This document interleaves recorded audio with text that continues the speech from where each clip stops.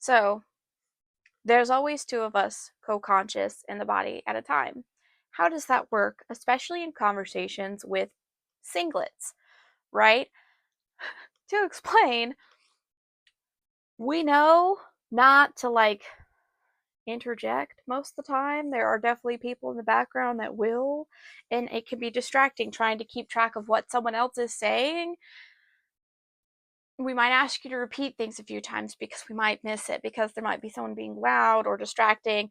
Um, or maybe they'll let us focus. Usually we're a good team and we can focus, and we just kind of help each other and work stuff out.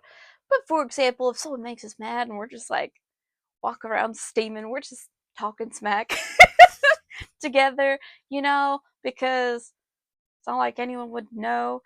Also, conversations happen again sometimes while you're responding IRL. Someone else might also be responding, and that could be a little hard to keep track of.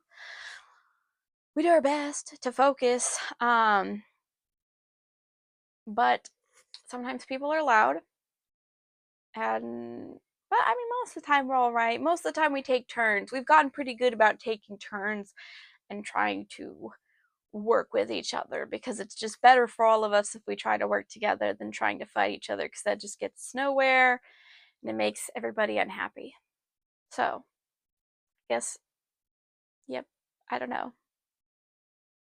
That's how it is. I guess you could say we don't get lonely, and that's part of it, but you also got to consider, if you had everybody, for example, in your graduating class, your high school class, in your head, how would you like that? It wouldn't necessarily be all bells and whistles, it wouldn't be all great, but some of it could definitely be great. We play games together. Me and my brother play a lot of games together. We have this combined character name of Eisten.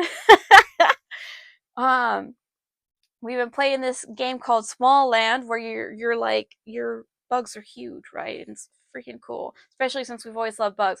I admit it's like the one game that actually makes me a little bit nervous about bugs, though, because they're freaking huge. They're huge. It's a little terrifying, but it's really really cool. And we like that house flipper game because we can set up spaces to represent ourselves, to have our own little house, for example, or our own little bedroom, because we can't really spend money on stuff like that IRL. We can get a little bit of clothing. That's kind of it for the most part, you know?